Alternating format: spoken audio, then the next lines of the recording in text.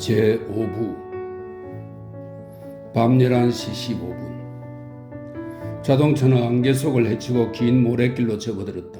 도박장으로 가는 길이었다. 블랙캣으로 가기 전에 잠깐 들릴 만한 시간은 있구나 하고 클라피크는 생각했다. 기요와의 약속을 어기지 않고 꼭 만나야겠다고 단단히 결심을 하고 있었다. 기요에게 받으리라고 기대하는 돈도 돈이려니와 필경 이번에는 그저 정보를 제공하는 게 아니라 그를 구해주는 중대한 일이 될 것이기 때문이었다. 그는 기요에게 부탁받은 정보를 힘 안 들이고 얻을 수 있었다. 경찰 밀정들은 장의 특별부대가 11시를 기해서 행동을 개시할 예정이라는 것과 즉시 모든 커뮤니스트 위원회가 포위되리라는 것을 알고 있었다.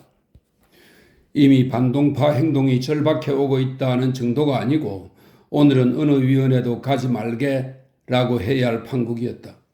기요가 11시 반에는 떠나야 한다는 것도 그는 잊지 않고 있었다. 그렇다면 오늘 밤에 커뮤니스트의 어떤 회합이 있고 장은 그 회합을 틈타서 그들을 쳐 부수겠다는 것이다.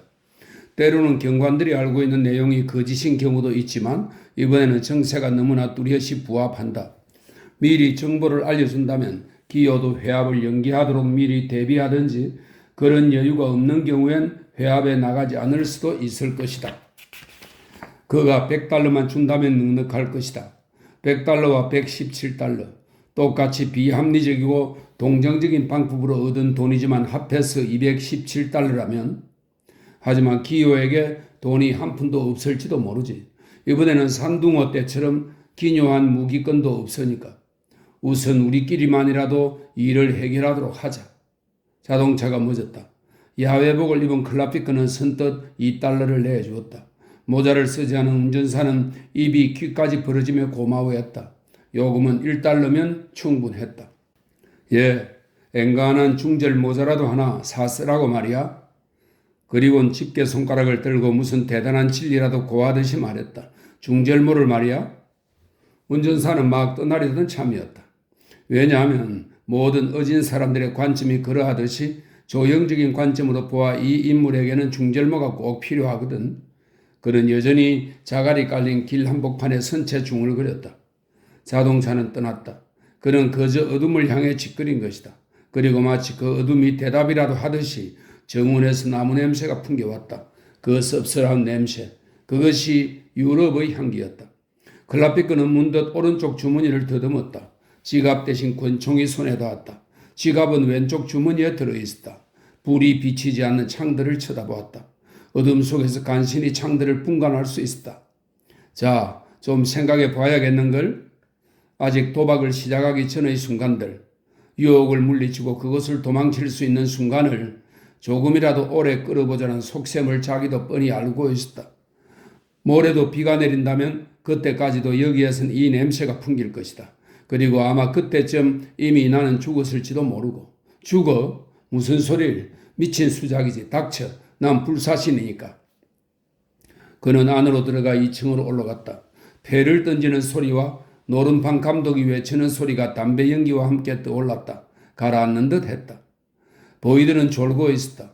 그러나 사슬 탐정국의 러시아 탐정들은 두 손을 우도 호주머니에 찌르고 오른쪽 주머니는 터키 권총 때문에 팽팽했다.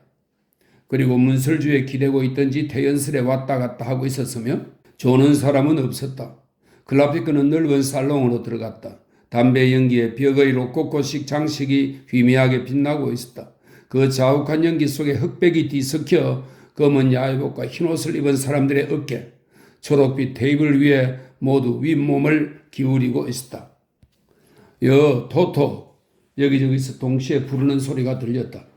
클라피크 남작은 상하이에서는 주로 토토로 통했다. 하지만 도박장에는 그저 친구를 따라 우연히 나타나는 것뿐이고 도박꾼은 아니었다. 그는 두 팔을 크게 벌렸다. 자식들을 다시 만나 기뻐하는 착한 아버지처럼. 좋아, 이 오붓한 가족적 모임에 끼게 돼서 참 반갑군. 그때 노른방 감독이 공을 던졌다. 사람들의 주의도 클라피크를 떠나 테이블로 쏠렸다. 여기서는 그의 익살맞은 화술도 보람이 없었다. 그들에게는 긴장을 풀 오락거리가 필요치 않았다. 그들의 눈은 한치의 어김도 없이 그 공의 움직임을 지켜보며 공을 따라 움직이고 있었다. 그의 수중에는 지금 117달러가 있었다. 한 번 후에 건다는 것은 너무 위험한 모험이었다. 그래서 미리 짝수 홀수 내기를 하기로 결정했다. 좀 괜찮은 것으로 자그마한 패를 몇 장 주구려?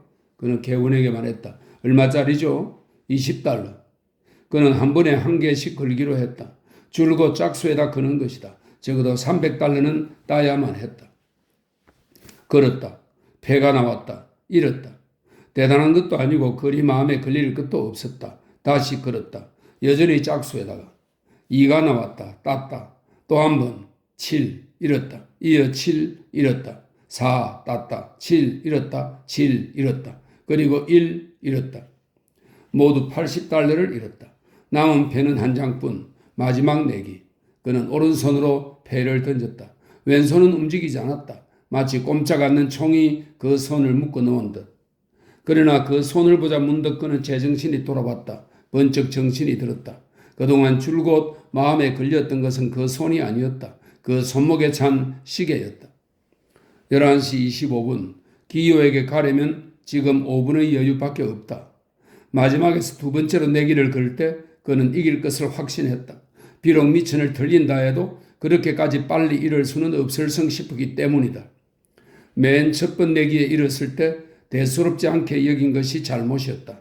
확실히 그것은 좋지 못한 징조였다. 그러나 사람들은 거의 마지막 판에 딴다.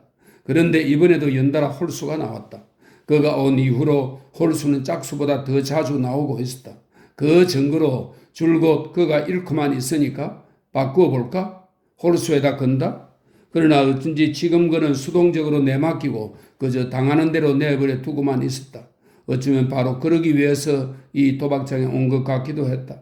적극적인 어떤 몸짓이라도 하면 곧 그것이 운명에 대한 모독이 되기라도 할 듯이 그는 다시 짝수에 걸었다. 감독이 공을 던졌다. 공은 이번에도 역시 살며시 움직이기 시작했다. 마치 망설이는 듯 했다. 처음부터 클라피크는 적이 나오는지 흙이 나오는지 보지 않고 있었다. 지금이야말로 그 도박판 줄무늬에 굉장한 운수가 걸려있는 터이다. 공은 여전히 이리저리 스스로 굴러갔다. 어째서 적에다 걸지 않았는가? 공은 더 천천히 굴렀다. 마침내 2에 딱 멎었다. 땄다.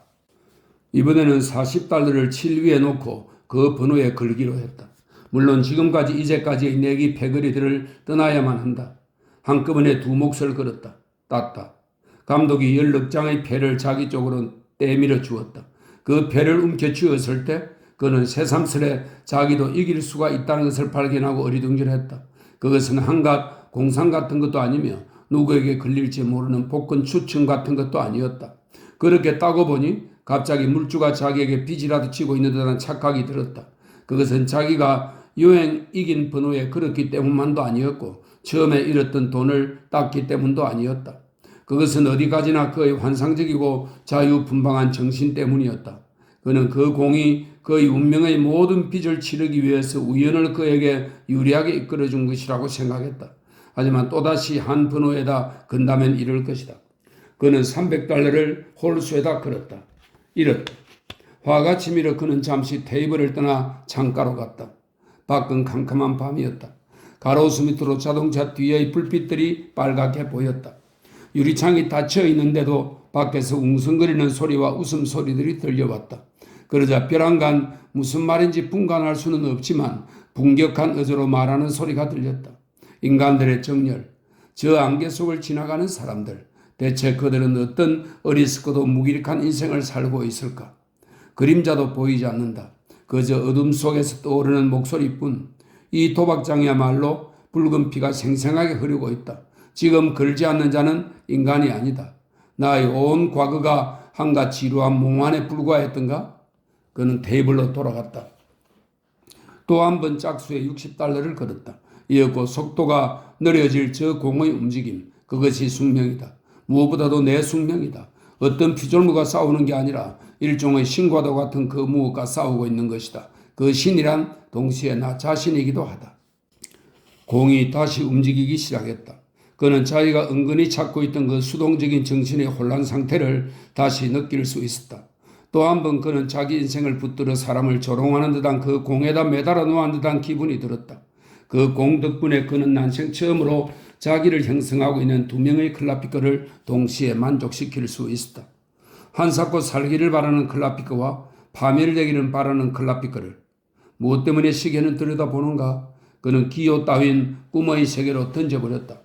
그 공에 돈을 건 것이 아니라 실은 자기 자신과 또 한 사람, 기호의 생명을 건 것이다. 기호를 만나지 않음으로써 다시 돈을 구할 기회를 완전히 잃어버리고 마니까. 그리고 이 공에 생명이 걸려있는 다른 한 사람이 그러한 사실을 전혀 모르고 있다는 것으로 말미암아 지금 점점 완만하게 곡선을 긋고 굴러가는 그 공이 마치 별들의 신비로운 해구 같은 또는 불치의 병 같은 요컨대 인간들이 자기 운명이 거기 걸려있다고 믿는 헤아릴 수 없고 한가할 수 없는 모든 것이 가지는 생명을 지니고 굴러가는 성씨부터 대체 저 공이 돈과 무슨 관계가 있단 말인가? 지금 올망졸망 뚫린 구멍의 언저리에서 마치 냄새를 맡는 짐승의 콧구멍처럼 망설이고 있는 것이다. 그것은 그가 일찍이 발견한 자기 파악의 유일한 방법이었다. 이겨야 한다. 도망치기 위해서가 아니고 더 머물러 있기 위해서, 더 위험을 무릅쓰기 위해서, 얻어진 자유를 미천 삼아 그보다 더욱 어리석은 짓을 하기 위해서. 그는 팔꿈치를 짚고 이제는 공을 바라보지도 않았다. 공은 혼자 자기 길을 점점 더 느릿느릿 계속해 굴러간다. 종아리와 어깨 근육이 부르르 떨린다. 그는 도박의 의미를 내기에 지는 자의 열광을 발견하고 있었다. 그의 모두가 잃기만 하고 있었다. 담배 연기가 방 안에 꽉 차고 그와 동시에 참담하게 신경이 탁 풀린 얼굴들, 깔꼬리로 배를 긁어 모으는 소리. 클라피커는 아직 끝장이 나지 않음을 알고 있었다. 나머지 17달러는 가지고 있어 무얼 한단 말인가. 10달러짜리 지폐를 꺼내 다시 짝수에 걸었다. 그는 또 이르리라는 것을 확신하고 있었기에 전부를 걸지 않았다. 아직도 더 오래 두고 잃는다는 기분을 가질 수 있기를 바라기라도 하듯이. 공이 다시 망설이기 시작하자 오른손이 저절로 공을 따라 움직였다. 왼손은 여전히 테이블 위를 꽉 짚고 움직이지 않았다. 그는 비로소 도박 도구가 지닌 강렬한 생명을 깨달았다. 그 공은 딴 공과 다르다. 도박에 사용하지 않는 공들과는 다른 것이다. 그 망설이는 움직임까지 살아있는 것이다. 한가할 수 없는 필연적인 움직임같이 맥없이 흐늘흐늘 굴러가는 그 공은 바로 여러 사람의 생명이 거기 연결되어 있기 때문에 이렇게 바르르 떨리는 것이다. 공이 도는 동안은 돈을 건 사람 어느 누구도 불을 당긴 곤련을 빨지 않고 있었다. 공은 붉은 구멍으로 들어갔다가 다시 나와서 또다시 뱅뱅 돌았다. 이윽고 구의 구멍으로 들어갔다. 그 순간 클라피커는 테이블을 짚고 있던 왼손을 들어 그 공을 구멍에서 끌어내기라도 하려는 듯한 신용을 했다. 그는 또 한 번 잃었다. 작수의 5달러. 다시 마지막 패다. 내던진 공은 커다란 원을 그리며 달리기 시작했다. 아직 살아있는 듯한 움직임은 아니었다. 그러나 시계에 정신이 팔려 클라피커는 공에서 시선을 떼었다. 시계를 손목에 차고 있는 게 아니고 좀 더 아래쪽 맥을 짚는 자리에 차고 있었다. 그는 테이블 위에 반드시 손을 얹고서야 겨우 시계에 끌리는 시선을 공 쪽으로만 집중할 수가 있었다. 새삼스레 도박이란 죽음 없는 자살이라는 것을 깨달았다. 돈을 노름판에 내던지고 그 공을 바라보며 기다리기만 하면 되었다. 마치 독약을 삼킨 뒤에 기다리듯이. 독약을 마신다는 자부심으로 끊임없이 되풀이에 복용하는 독약이다. 공은 사에 멎었다. 땄다. 돈을 딴다는 데는 이미 무관심했다. 그러나 그와 반대로 잃었더라면 또 한 번 땄고 한 번은 잃었다. 또다시 40달러의 돈이 남았다. 그러나 마지막 미천을 거는 그 아찔한 감각을 또 한 번 맛보고 싶었다. 패는 오래전부터 한 번도 나오지 않은 붉은 쪽에 쌓였다. 모든 도박꾼들의 시선이 집중된 그 구멍에 그 역시 홀린 듯 자꾸 끌렸다. 그러면서도 짝수를 그만둔다는 것은 어쩐지 투쟁을 포기하는 것만 같았다. 역시 짝수를 고집하고 40달러를 몽땅 걸었다. 어떠한 도박도 지금 이 마지막 판의 40달러에 견줄 만한 것은 없으리라. 아마 기호는 아직 그곳을 떠나지 않고 기다리고 있으리라. 10분만 더 늦으면 다시는 만나지 못하게 될 것이다. 그러나 지금이면 아직 그를 만날 수도 있을 것이다. 그런데 지금 이 순간 마지막 한 푼까지 걸고 있다. 아니, 자기 목숨과 남의 목숨을, 무엇보다도 남의 목숨을 걸고 있는 판이다. 그는 자기가 기호를 살려줄 수 있다는 것을 잘 알고 있었다. 저 공에 이 테이블에 묶여있는 것은 도박 미천이 아니고 기호다. 자기 자신까지 포함해 모든 사람을 지배하고 있는 저 공이 바로 나, 글라피크다. 그렇지만 그러한 내가 또한 그 공을 지켜보고 있다. 이제까지 한 번도 체험해보지 못한 것처럼 생명을 충일시키며 아찔한 수치심에 기진맥진한 내가. 그는 새벽 1시에야 밖으로 나왔다. 그 시간에 도박 클럽이 문을 닫기 때문이었다. 24달러가 남았다. 바깥 공기가 마치 숲속의 공기처럼 그의 흥분을 가라앉혀 주었다. 도박장으로 들어가던 11시 무렵보다는 안개가 훨씬 거쳐 있었다. 그 사이에 비가 내렸는지 온 거리가 축축이 젖어 있었다. 어둠 속에서 회양목도 참빛살 나무도 눈에 띄지는 않았지만 그래도 그 씁쓸한 냄새에 어두운 나무 잎들을 분간할 수 있었다. 도박꾼의 흥분은 딸 수 있다는 기대에서 생긴다는 따위의 말을 흔히 하지만 매우 주목할 만한 말이야. 그건 마치 금도 선수가 되기 위해서 결투를 한다는 것이나 다름없거든. 맑고 고요한 밤 공기가 안개와 더불어 온갖 인간의 불안과 고통을 쫓아버린 듯 했다. 그러나 멀리서 일제히 사격하는 소리가 들려왔다. 또 총살이로군. 정원 밖으로 나갔다. 기호 생각은 아예 하지 않으려고 애쓰면서 걷기 시작했다. 얼마 안 가서 나무들이 드문드문해졌다. 아직 완전히 그치지 않은 안개를 헤치고 호련 달이 나타나서 온갖 사물 위에 흐릿한 빛을 던졌다. 눈을 들어 쳐다보았다. 죽은 듯 움직이지 않는 구름 사이로 달빛이 새어나왔다. 그리고 별들로 가득 찬 깊은 호수처럼 투명하고 어둡고 광막한 공간 속으로 천천히 흘러 들어가기 시작했다. 차츰 달빛이 밝아짐에 따라 꼭꼭 닫힌 집들과 버림받은 듯 휘영청한 거리는 일종의 초자연적인 생기를 띠었다. 호련히 덮인 그 정막 속에 달세계의 대기가 그 광명과 더불어 내려앉는 듯. 그러나 그 죽은 달이 꾸며놓은 무대장치 뒤에는 인간들이 있다. 거의 모두가 잠들어 있다. 그 불안에 쌓여 잠든 삶은 버림받은 도시의 희귀한 모습과 빈틈없이 어울리는 것이었다. 마치 그 도시 역시 또 하나의 유성의 생명인 양 이제 깊은 정막 속에 잠겨 있었다. 아라비아 나이트에도 잠든 사람들로 가득 찬 조그만 도시들이 있었다. 달빛 아래 회교 사원들과 더불어 몇백 년 전부터 세워진 조그만 도시들이, 잠든 사막의 도시들. 어쨌든 나도 곧 죽을 것이다. 죽음. 자기 존재마저 유령처럼 느껴질 만큼 인간적인 요소가 전혀 없는 그 분위기 속에서는 자기의 죽음조차도 그다지 절실한 것은 아니었다. 그렇다면 지금 잠들지 않은 자들은 책을 읽는 사람들도 있지. 애를 태우는 사람들도 있고. 그 참 근사한 표현인걸. 사랑을 하는 사람들도 있겠지. 그러나 미래의 삶은 그 정막 뒤에서 떨고 있었다. 그 무엇으로도 자기 자신에게서 해방될 수 없는 미치광이 같은 인류. 중국인 거리의 시체 냄새가 다시 휘몰아치는 바람과 함께 풍겨왔다. 클라피크는 숨이 막혔다. 고통이 되살아났다. 그로서는 죽음을 생각하는 일이 죽음의 냄새를 맡는 것보다는 훨씬 참기 쉬웠다. 영혼의 평화인 양 정막 속에 인간 세계의 미치광이 짓을 감추고 있는 이 무대장치를 차츰 죽음의 냄새가 독차지해 가고 있었다. 바람은 여전히 소리조차 내지 않고 불고 있었다. 달은 어느덧 갈라진 구름 사이를 지나 반대편 기슭에 다다랐다. 모든 것이 다시 어둠 속에 잠겼다. 마치 꿈처럼. 그러나 그 구역질 나는 냄새에 그는 다시 삶의 세계로, 그 답답한 어둠 속으로 되돌아왔다.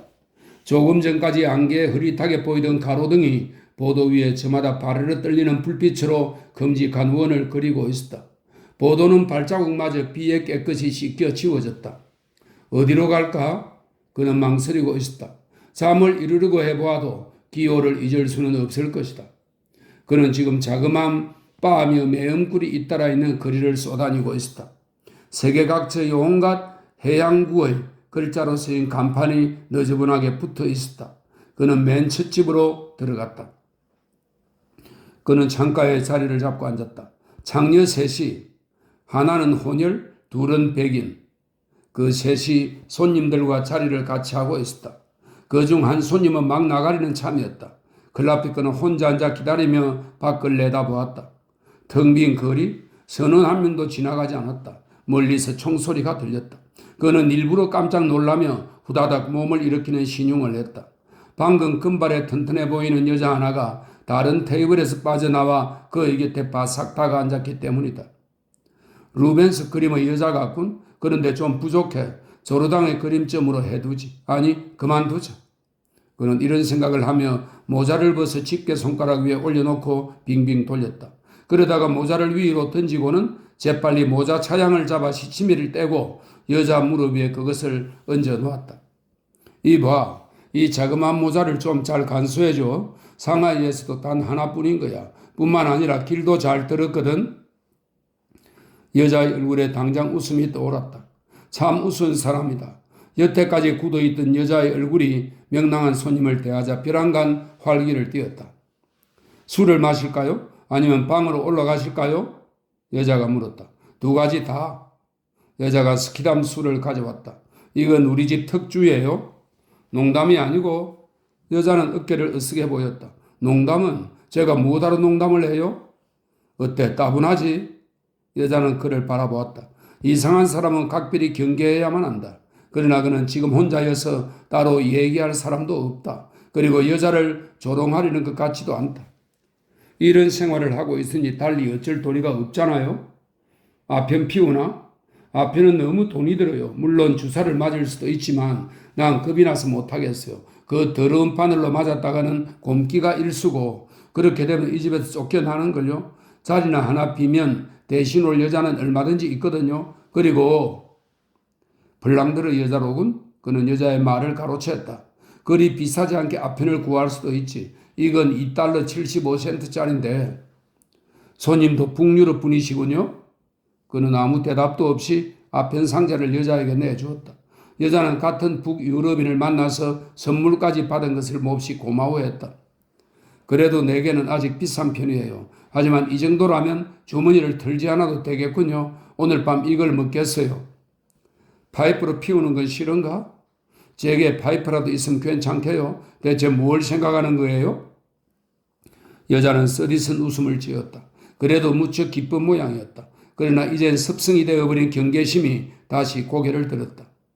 왜 그걸 저에게 주시죠? 그 얘기는 그만해두지. 그저 재미로 하는 짓이니까. 나도 한때는 뒷골목에서 한몫 보고 있었지. 사실 그는 매운꿀 손님답지가 않았다. 그러나 오래전에 뒷골목 세계에서 발을 뺀 것은 사실이었다. 그는 이따금 완전한 자서전을 꾸며낼 필요를 느낄 때도 있었지만 그것은 극히 드문 일이었다. 여자는 의자 뒤로 바싹 다가앉았다. 그저 친절하게만 대해줘. 여자와 자는 것도 이게 마지막일 테니. 그건 또 왜요? 눈치 빠른 여자는 아니었지만 그렇다고 멍텅구리도 아니었다. 자살이라도 하실 건가요? 그런 일을 처음 겪는 것도 아니었다. 여자는 테이블에 놓인 클라피크의 손을 자기 손으로 꼭 쥐더니 어색하게 마치 어머니 같은 몸짓으로 손에 키스를 했다. 참 안 됐군요. 올라갈 건가요? 그러나 그녀는 그렇게 말하지 않았다. 단지 생각만 했다. 남자들은 흔히 죽기 전에 그 욕망이 일어난다는 말을 들은 적이 있었다. 그러면서도 여자는 감히 먼저 일어설 수가 없었다. 그렇다면 자기가 그 남자의 죽음을 더욱 재촉하는 듯한 기분이 들 테니까. 여자는 여전히 그의 손을 쥐고 있었다. 그는 의자에 주저앉은 채 다리를 꼬고 주위에 떠는 곤충같이 두 팔을 몸에 찰싹 붙이고 있었다. 서로 몸을 대고 앉아 있었지만 그는 고개를 뒤로 젖히고 멀찍이 여자를 바라보고 있었다. 그다지 술도 마시지 않았지만 그는 이 거짓과 이 따스한 체온과 자기 스스로 꾸며내는 이 가공의 세계에 취해 있었다. 자기 입으로 자살을 하겠노라고 말하면서도 실은 자기도 믿지 않았다. 그러나 여자가 그것을 믿고 있었으므로 그도 구태여 그걸 부인하지 않고 진실이 더 이상 존재하지 않는 가공의 세계로 들어가고 있었다. 그것은 진실도 거짓도 아니었다. 다만 그가 살아온 세계였다. 방금 자기가 꾸며낸 자기 과거도 없는 것이며 이 여자와의 접촉을 위한 그 남녀간의 원초적인 몸짓도 곧 일어날 것으로 되어 있기는 하지만 사실상 존재하지 않는 이상 그에게는 아무것도 존재하지 않는 셈이었다. 이제는 이미 세계가 무겁게 그를 짓누르지도 않았다. 현실의 세계에서 해방된 그는 오직 자기가 방금 창조한 가공의 세계 속에 살아있을 뿐이었다. 그것은 죽음을 바로 눈앞에 둔 인간적 연민의 정이 굳게 맺어놓은 세계였다. 그는 그 강렬한 도취에 손이 부르르 떨릴 지경이었다. 여자는 그의 손이 떨리는 것을 느끼고 죽음의 고뇌에 사로잡힌 때문이라고 여겼다. 무슨 방법이 없나요? 이렇게 잘 처리할 수 있는? 없는 걸? 테이블 한 구석에 놓인 모자가 빈정거리는 눈초리로 그를 지켜보는 듯 했다. 그는 모자를 손가락으로 튀겨 의자 위로 떨어뜨렸다. 뭐 여자 때문인가요? 또 여자가 물었다. 멀리서 들려오는 일제사격의 총소리. 오늘 밤 저렇게 많이 죽는데도 아직 부족한 모양이지? 하고 여자는 문득 생각했다. 그는 대답하지 않고 일어났다. 여자는 자기 질문이 상대에게 쓰라린 추억이라도 일으켰나 싶었다. 호기심이 치밀었지만 그래도 경솔한 질문을 사과하고 싶었다. 그러나 그럴 수도 없었다. 여자도 일었었다. 그들은 침실로 올라갔다. 그는 다시 밖으로 나왔다. 그러나 정신도 육체도 충분히 만족되지가 않았다. 그는 뒤돌아보지는 않았으나 여자가 창너머로 자기를 지켜보고 있다는 것을 알 수 있었다. 다시 안개가 자욱해졌다. 싸늘한 밤 공기에도 좀처럼 마음이 진정되지 않았다. 그는 잠시 걸어가다가 어느 포르투갈인이 경영하는 바 앞에 멈추었다. 유리창에 아직도 빛이 어려 있었다. 붉은 머리에 눈이 크고 여윈 여자가 손님들과 따로 떨어져서 마치 가슴을 지키려는 듯 두 손을 가슴에 얹고 어두운 밤거리를 내다보고 있었다. 클라피크는 그 자리에 꼼짝 않고 서서 그 여자를 바라보았다. 나는 꼭 새 애인이 자기한테서 무엇을 끌어낼지 통 모르는 여자 같구나. 에라, 저 여자고 자살이나 해볼까? 밤 11시 30분. 블랙캣의 떠들썩한 홀 안에서 기요와 메이는 기다리고 있었다. 마지막 5분. 그들은 보통 때 같으면 벌써 그곳을 떠버렸을 것이다. 클라피크가 오지 않는 것이 기요로서는 놀라웠다. 그에게 주려고 200달러가량 모아가지고 왔던 것이다. 그러나 그다지 놀라지도 않았다. 클라피크가 그런 행동을 취할 때마다 클라피크답다는 인상을 주기 때문에 그를 알고 있는 사람에게는 그다지 놀라운 일도 아니었다. 기요도 처음에는 꽤 우습고 엉뚱한 녀석점으로 여기고 있었지만 정보를 제공해 준 데 대해서는 고맙게 생각했다. 그리고 차츰 동정심까지도 느끼게 되었다. 그러면서도 한편 그가 제공해 준 정보의 가치를 의심하기 시작하고 있었다. 이번 약속을 어긴 것이 더욱 그것을 의심스럽게 했다. 폭스트롯이 아직 끝나지도 않았는데 갑자기 큰 변화가 일어났다. 방금 들어온 장휘하의 한 장교 쪽으로 모두 우르르 몰려간 것이다. 짝을 지어 춤추던 몇몇 남녀도 스텝을 중지하고 그쪽으로 다가갔다. 기요에게는 아무 말도 들려오지 않았지만 무언가 중요한 사건이 있다는 것쯤은 짐작할 수 있었다. 벌써 메이는 재빨리 그들 쪽으로 다가가고 있었다. 블랙캣에서는 여자들은 어떤 혐의도 받지 않는다. 메이가 종종 걸음으로 되돌아왔다. 장의 전용차에 폭탄을 던졌대요. 장은 마침 그 차에 없었다는군요. 나지막한 소리로 기요에게 알려주었다. 범인은? 메이는 다시 사람들 쪽으로 가더니 한 남자와 함께 돌아왔다.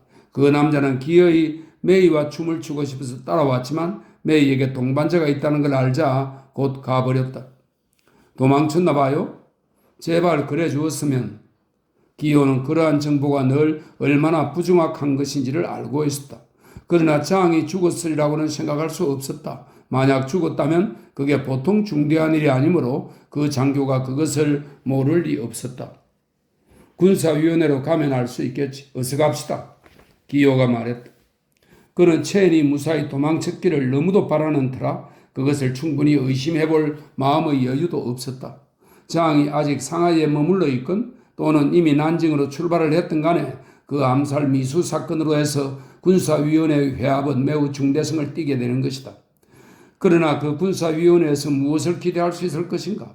그는 이미 오늘 오후에 클라피크의 정보를 중앙위원회에 전달했다. 중앙위원회는 매우 회의적이었고 또 애써 의심을 가지려는 분위기였다.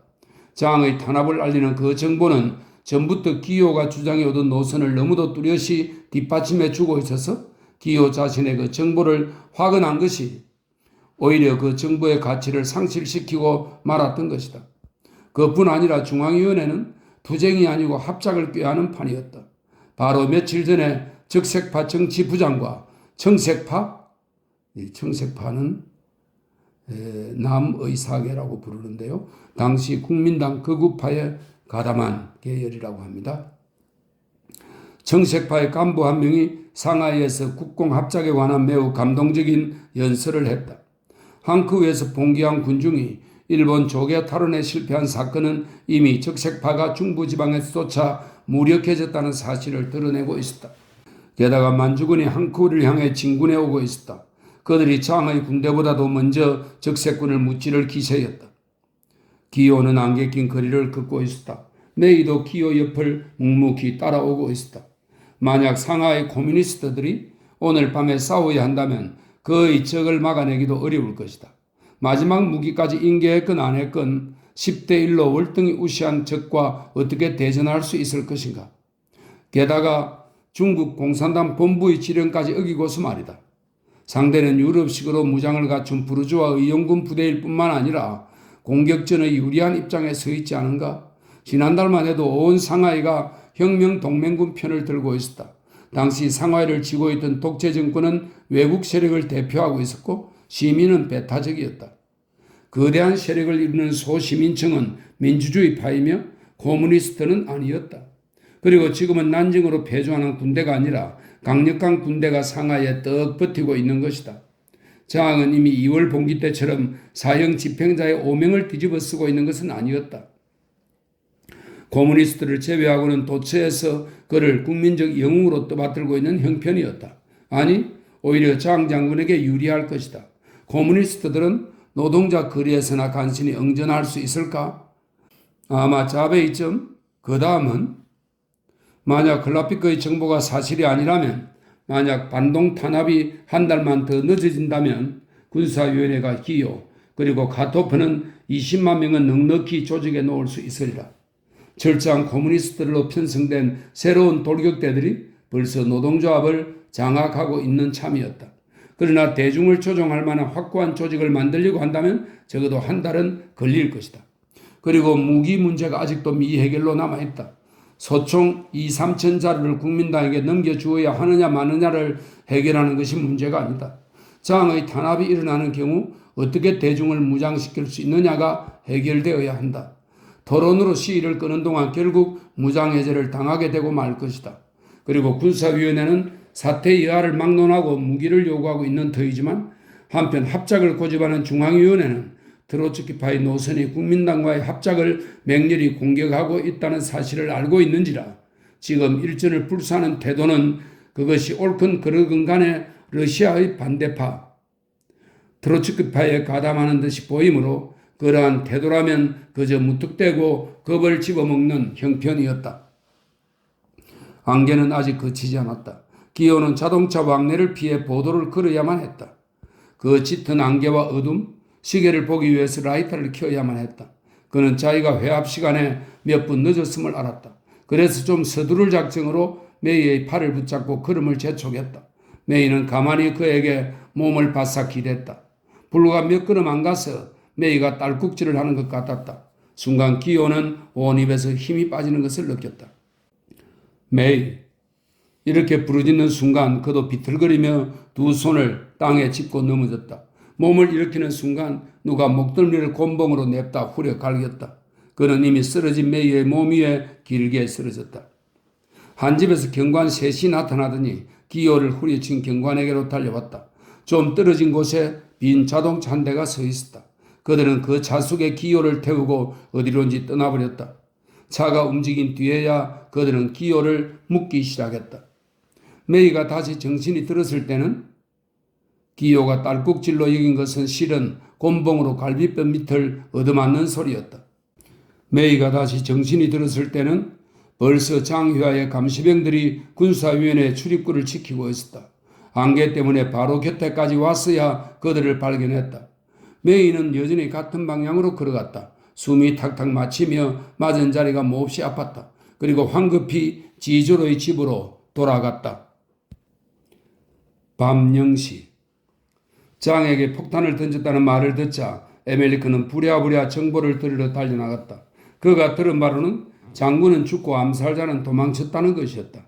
그러나 현장에 달려가 보니 자동차는 전복되어 지붕도 떨어져 나갔고 그 앞 보도 위에 체인의 시체가 뒹굴고 있는 것이 눈에 띄었다.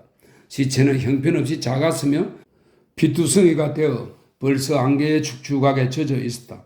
그 곁에 병정 하나가 지키고 있었다. 장군은 마침 그 차에 타고 있지 않았다는 것이다. 터무니없게도 그는 체인에게 은신처 제공을 거절했기 때문에 그가 죽었다는 생각이 들었다. 그는 자기 구역의 집으로 달려갔다. 절망에 빠져 거기서 그 사건을 가지고 1시간이나 토론을 했지만 아무런 결론도 얻지 못했다.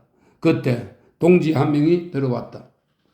방금 자베이 방직공 조합이 장의 부하들 손에 폐쇄되었어. 동지들은 반항하지 않았어? 반항한 자는 즉석에서 총살당했어. 자베이에선 투사들을 총살하고 그들 집에는 불을 지르고 있는 판이요. 시정부는 방금 해산했고 조합은 폐쇄되었어. 중앙위원회에서는 아무 지령도 없었다. 결혼한 동지들은 처자를 피난시키기 위해서 곧 달아나 버렸다. 에벨리크가 밖으로 나오자 일제사격의 총소리가 들려왔다. 자칫하면 자기 정체가 폭로될 위험이 있었다. 그러나 어쨌든 우선 처자를 데리고 나와야만 했다. 안개를 헤치고 장갑차 2대와 장의 군대를 가득 태운 화물차가 그의 앞을 지나갔다. 멀리서 여전히 일제 사격 소리가 들려왔다. 때때로 아주 가까운 곳에서도 들려왔다. 되레 피블리크가도 그렇거니와 에멜리크의 상점이 모퉁이를 차지하고 있는 거리에도 군인은 없었다. 아니, 없다기보다는 이미 가버린 것이다. 가게 문이 활짝 열려 있었다. 그는 황급히 달려갔다. 빗자국이 질펀한 땅바닥에 부서진 레코드 조각이 여기저기 산산이 흩어져 있었다. 참호를 부수듯 수류탄으로 가게를 소탕해버린 것이다.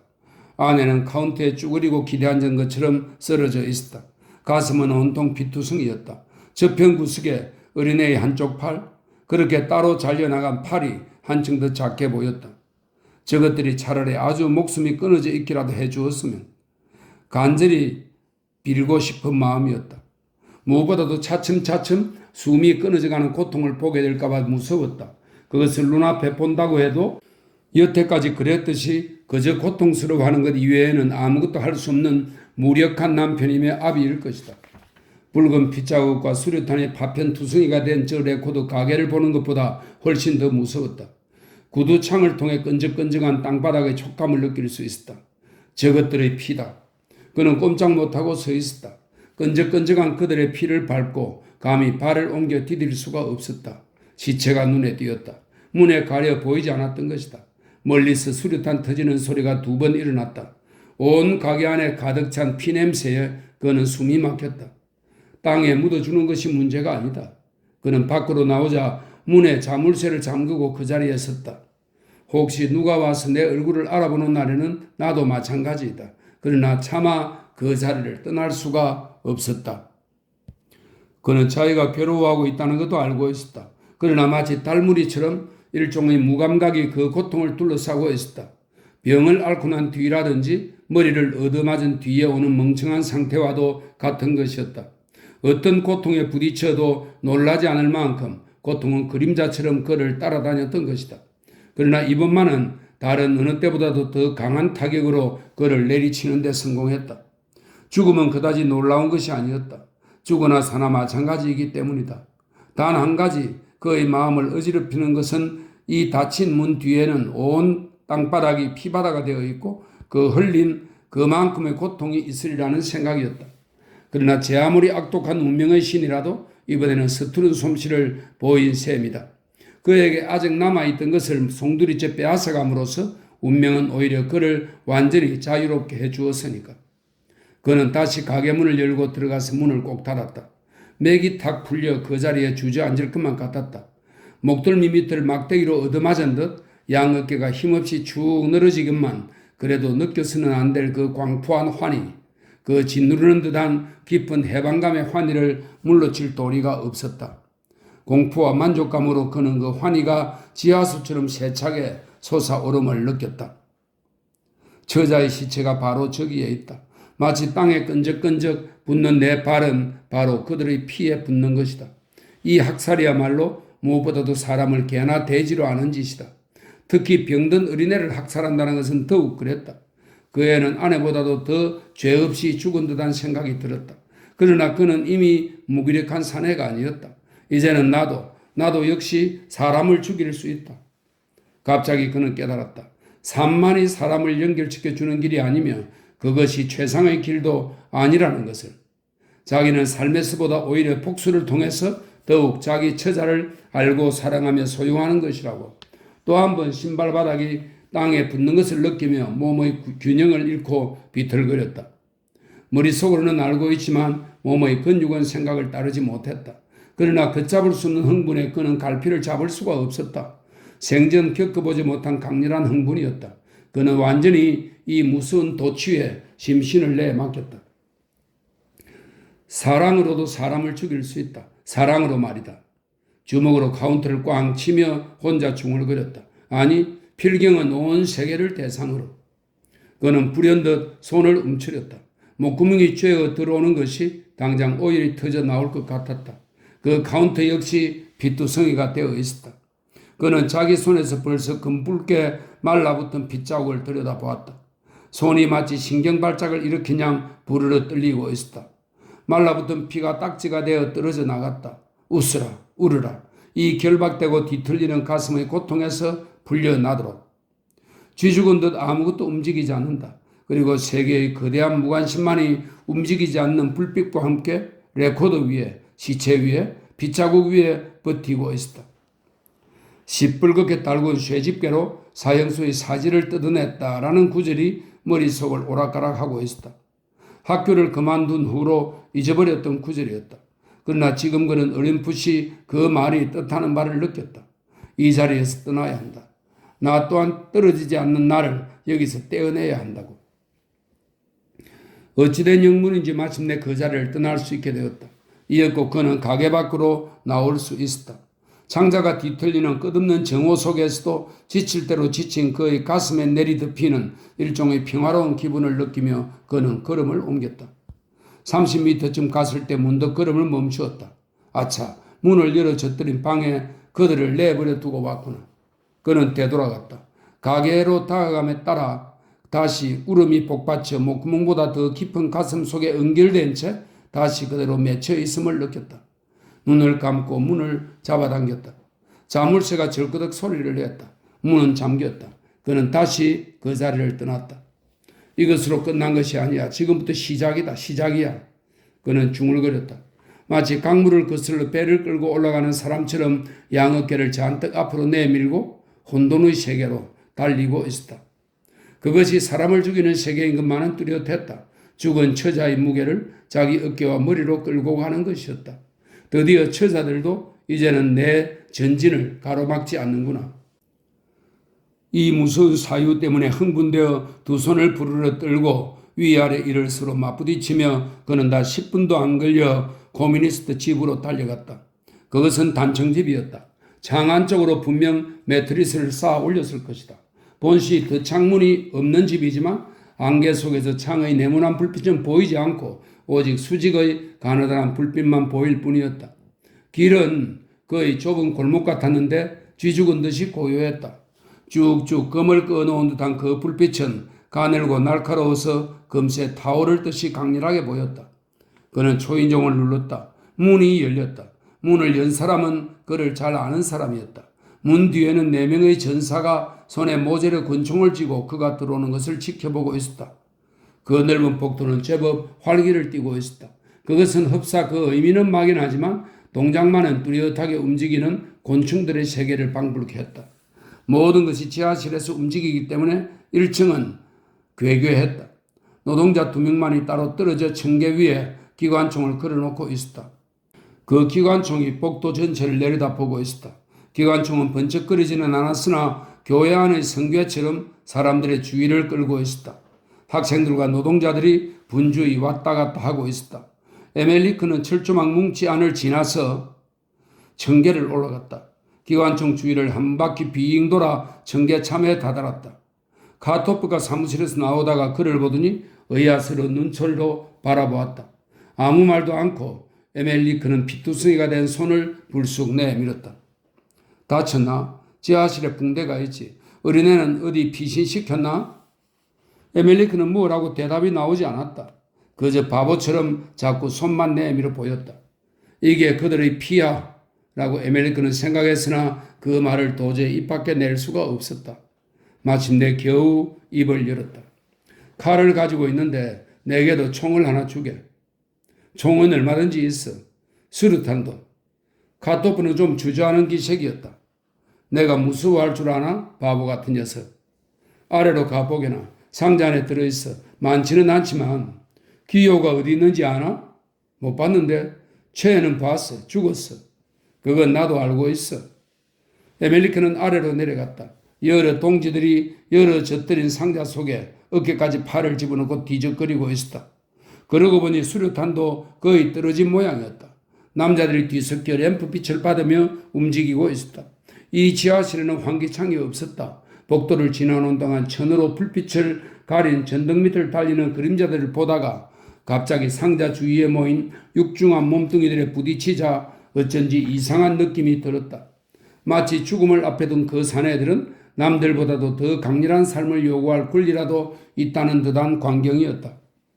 그는 수류탄으로 주머니를 있는 대로 가득 채우고 다시 위로 올라갔다.